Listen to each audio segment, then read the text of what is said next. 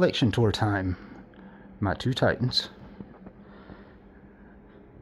some Megatrons, some Optimuses, all my Seekers, minus one Conehead that I apparently will never get now that we have a new mold coming. Yay. R.I.P. Thrust.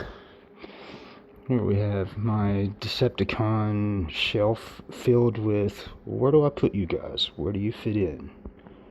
So, the Misfits? Maybe. I don't know. I like them all. And then here's my runoff shelf. Video game guys, some Armada guys, a helicopter made out of rock. Because that's, yeah, still a cool figure. And live action guys. I'm going to put a partition right here. I don't want to take this piece down because these are actually cabinets. I just took the doors off, so I'm going to save that. And here is my Autobot. Where am I going to put you guys at shelf? And I'll figure it out. Then this is probably my favorite shelf, which has no 3D printed parts on it. As you can tell, I'm pretty into, you can't really tell yet, but I'm pretty into 3D printing. But check this out. How cool is that? Alright. This is my heavily modified Siege Megatron. He's serving pretty well until, you know who gets here. Mr. Blue Leg Brown Cannon himself. Then here's my Autobot shelf. It's the one that's, I've got 3 shelves that are pretty much finished. This is one of those. See back here, I have Teletran 1. When I first started 3D printing, I ran off all kinds of stuff. I ran off computers and terminals and, you know, the Axion bridge and all that stuff. And what I found out was, the more of that crap you put up there, the more space they take up, so the less room you have for your figures. So I did away with a bunch of that stuff.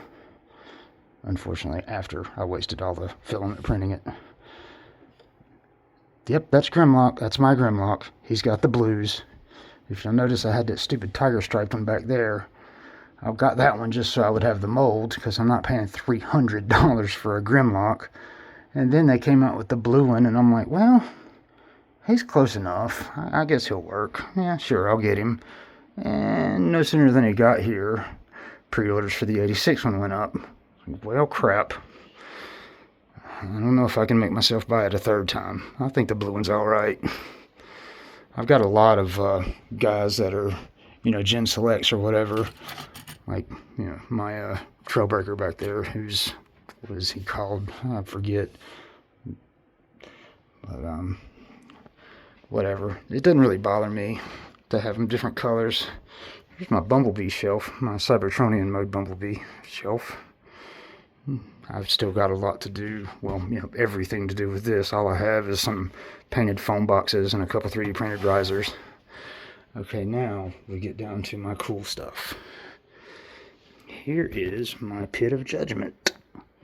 This is the Pit of Judgment set, but I 3D printed all this stuff and it took for freaking ever. That's like, I don't know, maybe 5 kilos of filament and maybe 100 hours of printing, maybe 150 to get the floor and the walls, and it doesn't quite go together perfect yet. But yeah, that was a lot of work. I got Decepticon Junkions over there just because, you know, there's only 3.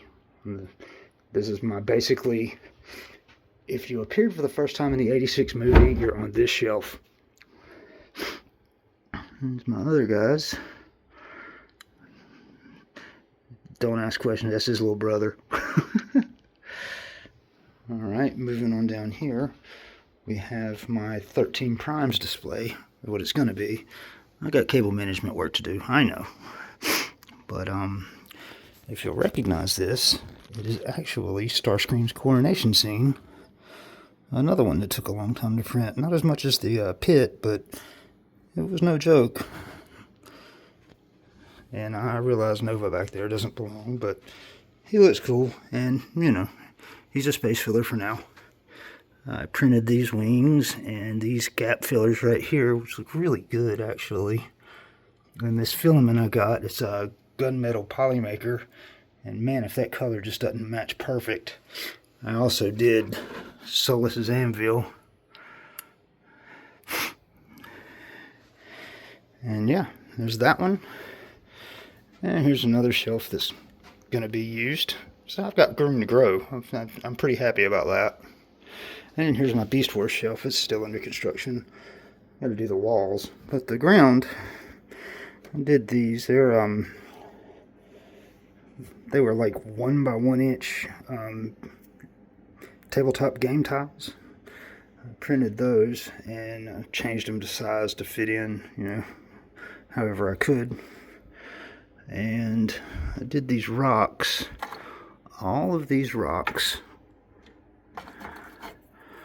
are literally the same rock. I just messed with the scaling and, you know, warped them that way. I think there were 3 rocks total, and I made maybe 15 or 16 different ones, like that one back there and that big one back there. I did them in the gunmetal because I don't know, it just needed something other than brown, you know. So this is my display case. Now tell me that's not awesome, right? Those down there at the end, they already had the doors removed and were set up as shelving when I bought the place. But these had doors on them. I just pulled those off. So I'm leaving that middle bar there because I might want to put the doors back on someday. I doubt it, but you know. So, let me know what you think of my shells. I do believe this is my favorite one without a single scrap of 3D print in it. That's the MBK Devastator, by the way. I've got 5 of the new ones. I'm still waiting on Mixmaster. So what do you guys think? I just hate when people invest so much money in these figures and they love them so much, and they've got them, you know, stacked in rows on plain black shelves. I just don't like that assembly line look. When I get all my displays finished and completed and everything, I do believe these 2 middle big sections right here, I might do battle scenes there. I wouldn't mind doing a Battle for Autobot City scene. We got a pretty fair amount of room to do it. And when I run off the trumpets for the Constructicons, it's going to be really hard for me not to set up, you know, the coronation right there. I even have an extra Galvatron to leave in cannon mode, that toy version one. So yeah. Let me know what you guys think. Take care.